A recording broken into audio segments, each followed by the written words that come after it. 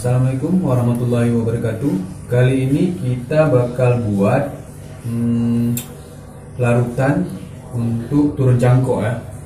Dan tanaman yang turun cangkok kali ini jambu madu deli hijau sudah indukan. Oke.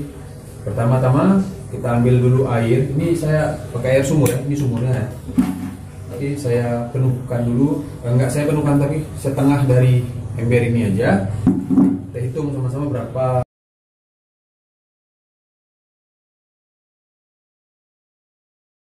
Oke, selesai. Berarti ini ada 12 liter airnya, sebanyak ini ya. Ini ya. Sekarang karena dia 12 liter, maka vitamin B1 nya saya berikan 6 butir aja. Kenapa saya berikan 6 butir? Ini vitamin B1 dengan dosisnya 50 mg. Oke, nampak? Bisa di zoom? Nampak jelas? Oke ya. Udah, kembali lagi normal. Sebelum kita masukkan ke dalam larutan ini, kita tokok aja dulu nih ke dalam.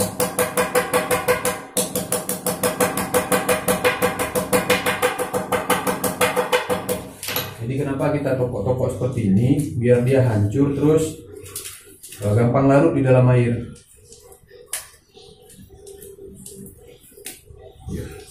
Ini harganya sangat murah ya, cuman 2000. Isinya tuh 2, 4, 6, 8, 10 butir, 2000 perak.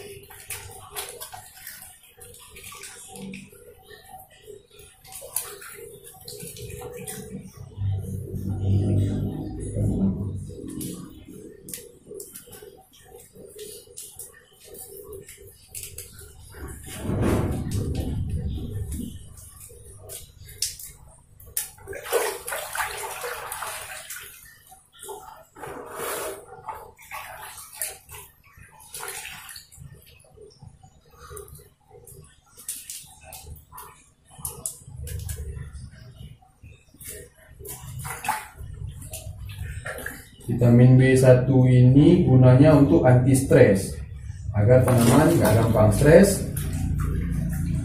Pakailah larutan B1 ini. Kalau nggak ada lain, B1 aja udah cukup. Tapi kalau saya biasanya mengikuti pupuk yang ada beredar di pasaran Indonesia. Tapi sebenarnya dia pupuk itu pupuk dari Amerika. Cuman saya mempelajari kandungannya di dalam apa aja sih kandungannya, terus ada zat mikro apa aja yang di dalam pupuk itu. Ternyata dia menggunakan zinc sulfat, mangan sulfat beserta Fe sulfat, besi sulfat, dan itu yang coba saya terapkan beberapa kali di turun cangkok ini dan sangat luar biasa. Pertumbuhannya cepat, bahkan kalau saya bilang jauh lebih cepat penuh akarnya di dalam polybag yang kita ganti. Ya, saya aduk dulu ya seperti ini, ya, terlihat ya. Ya. Oke, sekarang saya coba masukkan FeSO4 ini. Saya berikan sebanyak 1 tutup botol ini. 1 tutup botol ini sudah pernah saya hitung tuh 8 mili. Tuh untuk setengah ember ini ataupun 12 liter cukup lah. Karena memang ppm sedikit. Oke ya. Ini FeSO4. FeSO4 ini dia banyak dijual online. Jadi ini airnya 1 liter. FeSO4-nya cuman 1 gram aja. 1 gram kita masukkan ke dalam ini, lalu kita aduk rata. Setelah rata udah seperti tadi 8 mili untuk 12 liter. Zinc, ini zinc sulfat. Zinc sulfat ini dia merangsang pertumbuhan akar. Jadi nanti ya ibaratnya dia akan mengeluarkan hormonnya sendiri. Ini juga sama. Zinc sulfat ini gunanya sama untuk mengeluarkan akar. Dia akan, tanaman kalau kena zinc sulfat ini akan menghasilkan oksin. Jadi kalau memang kita pakai dengan hormon oksin, bisa juga masukkan ke dalam ini. Tetapi saya menginginkan tanaman itu menghasilkan oksin sendiri.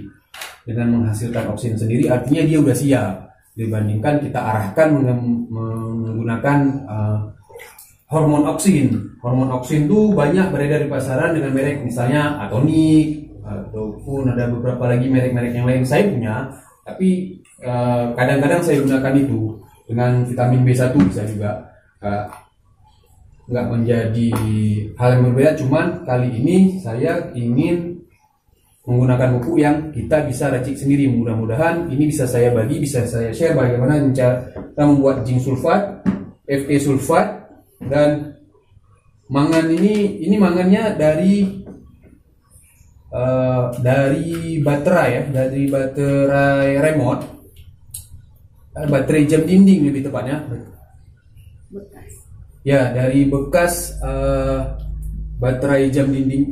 Dosisnya sama 8 mili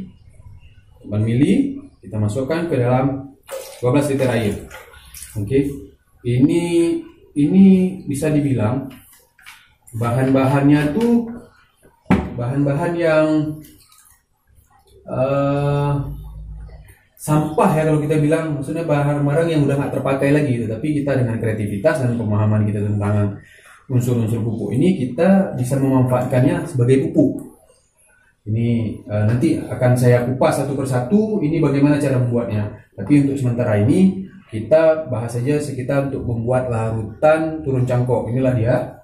Oke. Dan ini adalah fosfat dicampur air kelapa. Ini saya campur kira-kira 2 minggu atau 1 minggu. Terus air kelapanya menjadi bening. Air kelapa yang membening tadi itu seperti ini dia. Ini fosfatnya sendiri udah larut dengan air kelapa. Jadi ini beningnya udah nggak ada endapan. Yang endapannya saya pisahkan.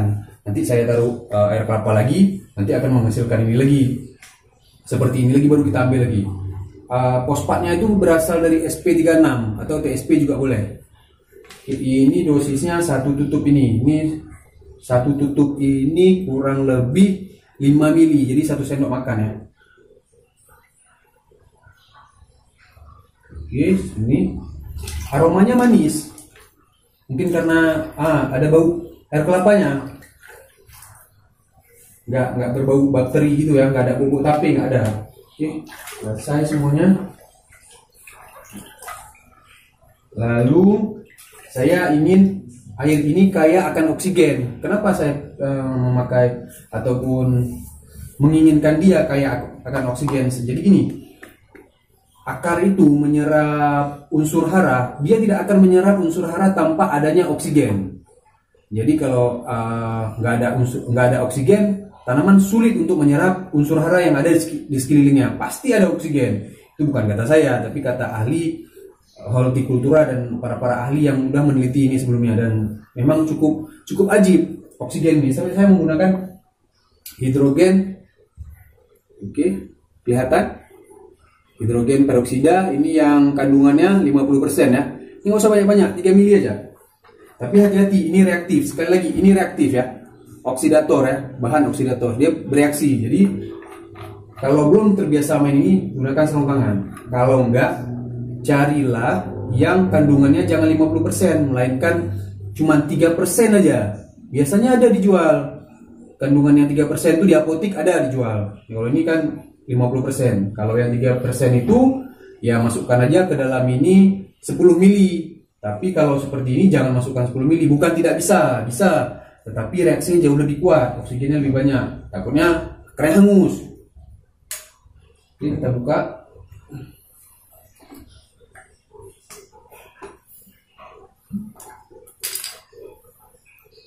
Berarti kalau 3 mili kurang lebih itu 1 sendok teh.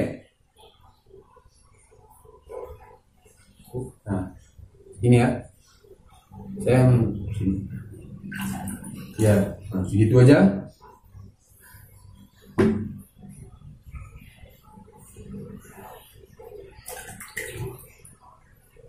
Kalau nggak punya juga, alias maksudnya ini nggak ada, boleh juga menggunakan aerator ikan.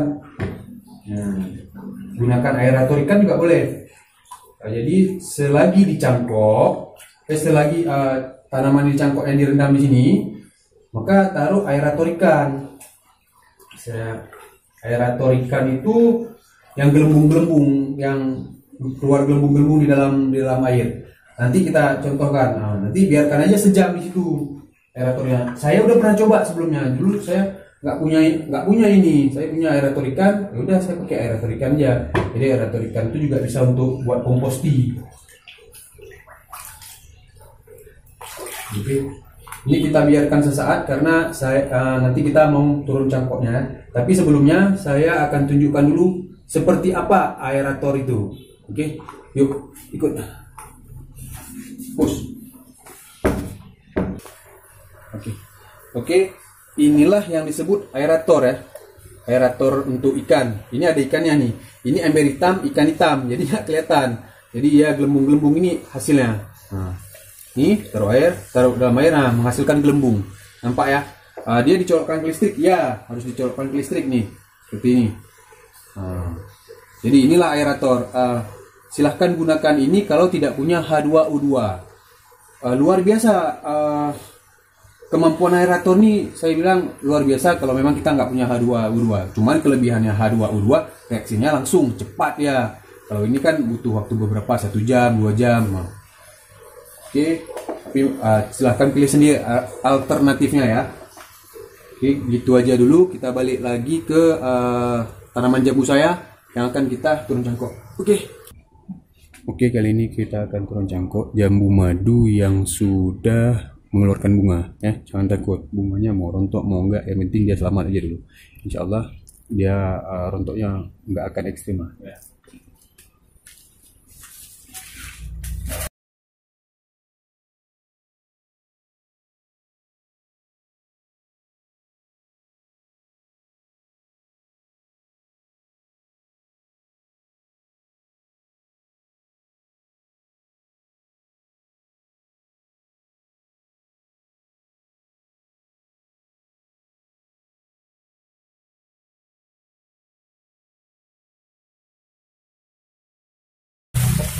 Mundur, kameramen mundur.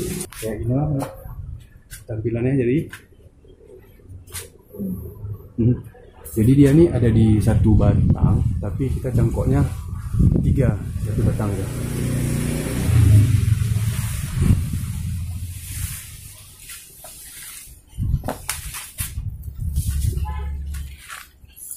Ini bunga-bunga jadi injak.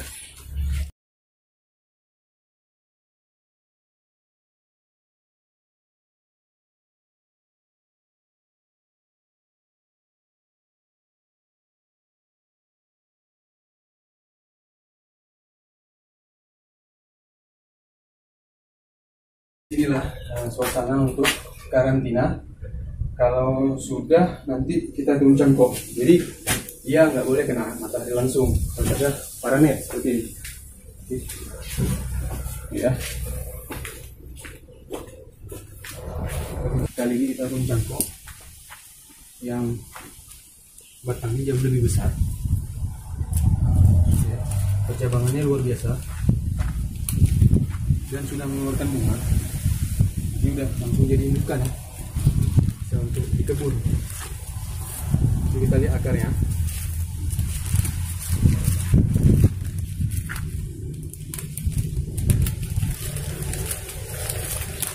Iya, ini akarnya udah cukup tua. Ingat ya, di pertengahan cangkok ini, baik di usia 2 bulan cangkok ataupun 1 bulan cangkok setengah, saya selalu memberikan nutrisi kepada tanaman ini. Ini ada bekas lubang yang saya buat untuk nutrisinya di sini. Ini saya lakban, ini nampak, ini ya, saya lakban ini lakbannya bisa dibuka ya. Oke, ini lakbannya kelihatan sebelah sini, ya.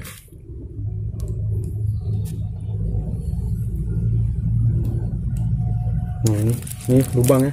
Berarti ini pernah saya suntik berikan nutrisi. Oke, kali ini kita coba pangkas ya, tunas.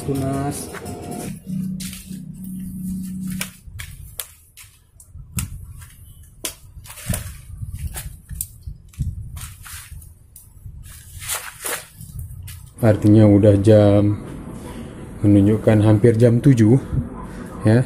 Jadi ini maghrib sore. Oh ya, saya mau bilang buat untuk turun cangkok tuh pada saat yang terbaik adalah saat waktunya di sore hari atau pagi bisa juga, tetapi dipastikan pada saat itu cuacanya mendung.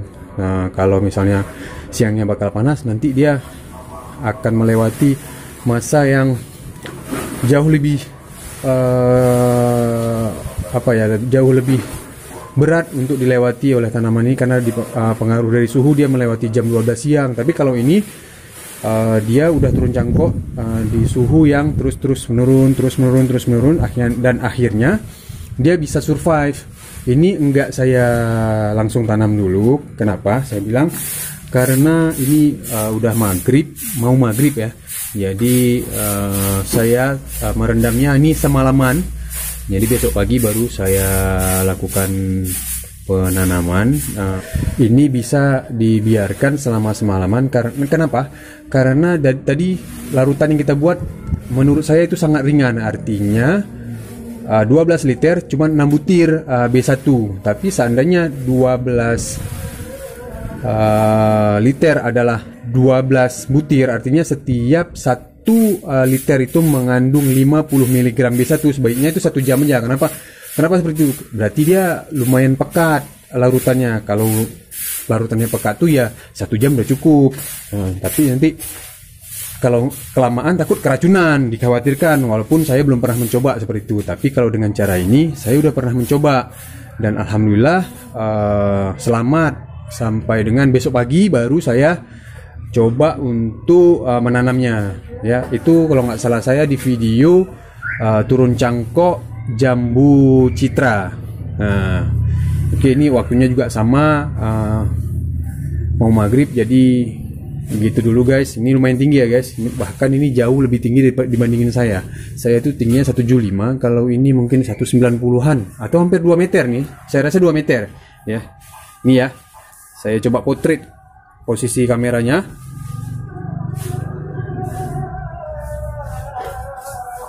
Oke.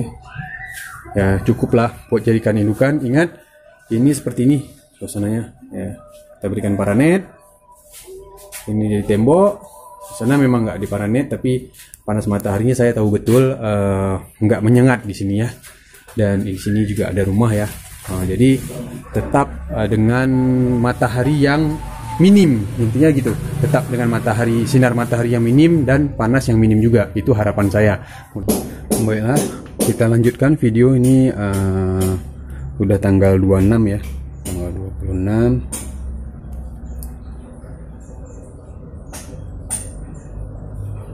Tanggal 26 bulan 9 hari Sabtu. Kemarin tuh hari Jumat.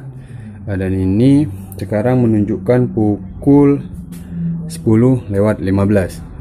Kebetulan keadaan lagi mendung ya. Di sini cuaca nggak begitu panas, ya, nggak begitu cerah. Jadi ini kemarin hasil udah kita rendam semalaman, dan ternyata kita nggak melihat yang terlalu ekstrim stresnya.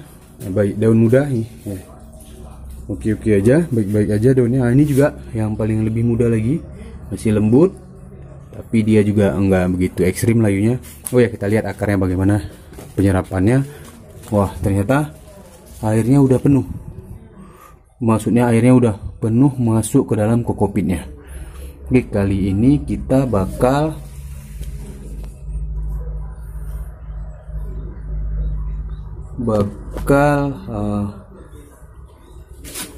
memasukkan dia ke dalam polybag. Jatuh ya. Oke, goyang dia.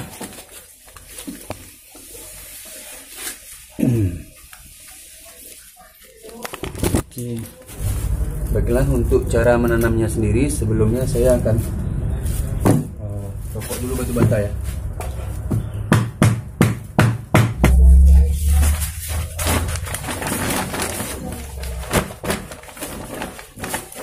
Ini polybagnya ya, lumayan besar. Ini ukurannya 1 jengkal, saya lebih sedikit lah ya. Kira-kira 1 jengkal saya itu berarti 28 cm. ini diameter 30.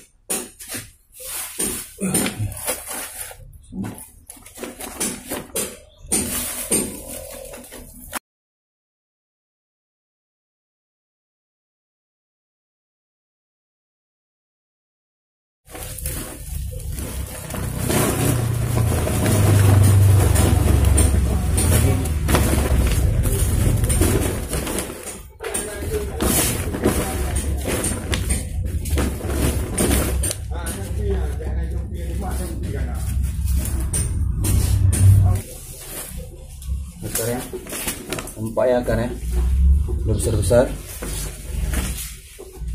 ya. Jadi pada saat direndam tuh jangan plastiknya dibuka, tetap aja gini biar nggak pecah akarnya dan nggak patah. Oke, kita ukur dulu ya. Nah, ternyata nih sini tanahnya masih kurang, kita akan berikan dia sampai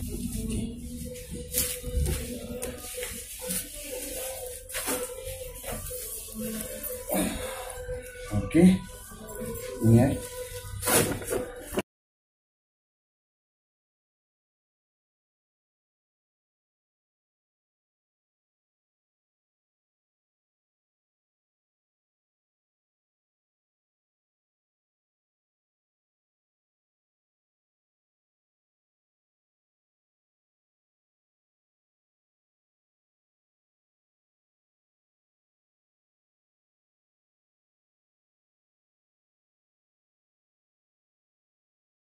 Satu hal yang ingin saya katakan, pada saat kita memadatkan tanah ini, ingat ya, hanya di bagian pinggir-pinggirnya saja, seperti ini.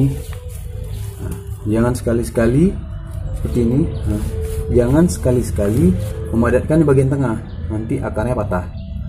Akarnya patah, selesai. Dia sulit akan untuk bertumbuh.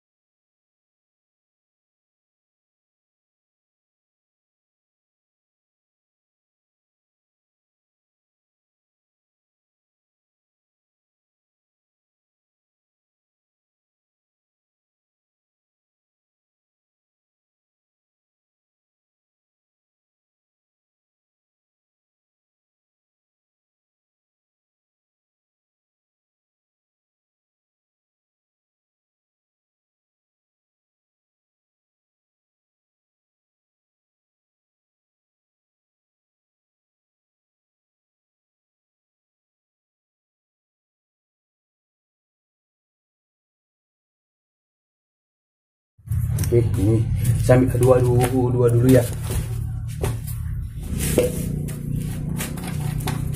Oke, ini dia H2O2 saya.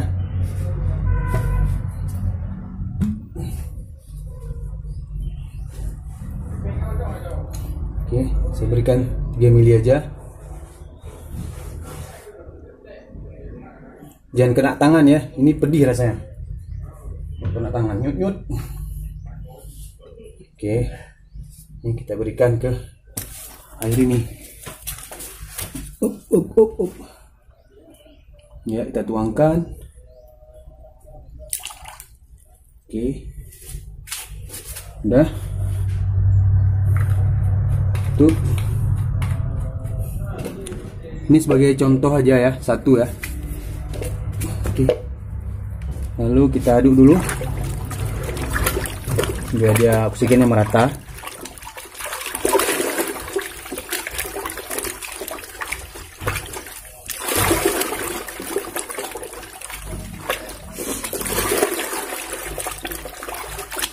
Oke, sudah nggak cukup. Sekarang kita siram. Airnya dingin ya, asik airnya, seger. Penyiramannya sampai ngocor ya. artinya sampai mengalir ya. Ini saya taruh di sini karena ini kayunya goyang. Jadi ini saya taruh sini.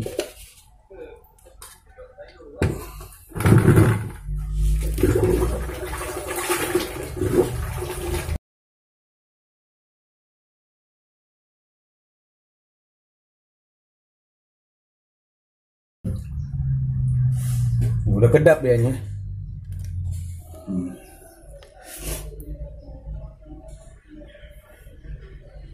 Ini nanti tadi saya kan sudah menyiram satu tanaman ya. Yang seperti ini sebenarnya gunanya untuk menghemat durasi. Ternyata yang paling efektif itu tanaman diikat aja dulu semua seperti ini. Setelah diikat baru disiram, artinya memang dia udah nggak gerak-gerak lagi, nggak digeser kiri, nggak digeser kanan, udah pas saja posisinya di situ. Dan ada sedikit tambahan yang saya bilang, nanti saya akan taruh kayu di sini. Ini ada aluminium, saya nggak gunakan kayu karena kayu yang panjang saya nggak ada di sini. Jadi saya gunakan alat yang ada. Nah seperti ini, aluminium ini, nah ditaruh di tengah, mengikat ke batang ini. Coba lihat, ke batang ini, mengikat juga ke batang ini, mengikat ke batang ini, mengikat ke batang sana. Kita lihat lagi, ini mengikat ke batang ini ya, aluminiumnya. Lalu batang ini juga mengikat ke kayu yang sebelah, mengikat ke sebelah. Kenapa saya buat seperti ini? Ini di sini kan saya dekat dengan laut, anginnya itu kencang. Inilah cara yang paling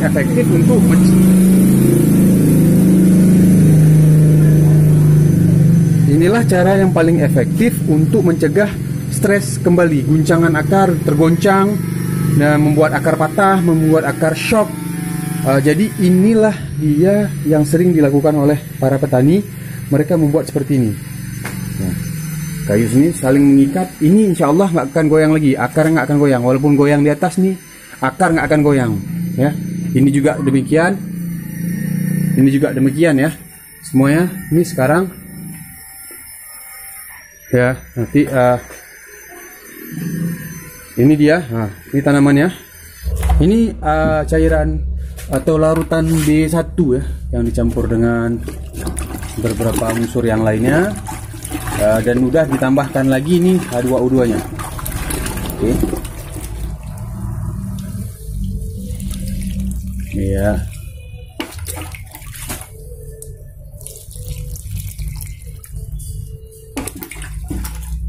Siram aja dulu ke tanamannya.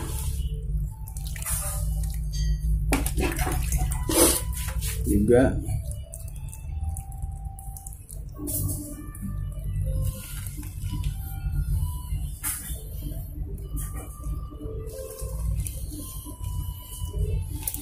akan goyang-goyang lagi.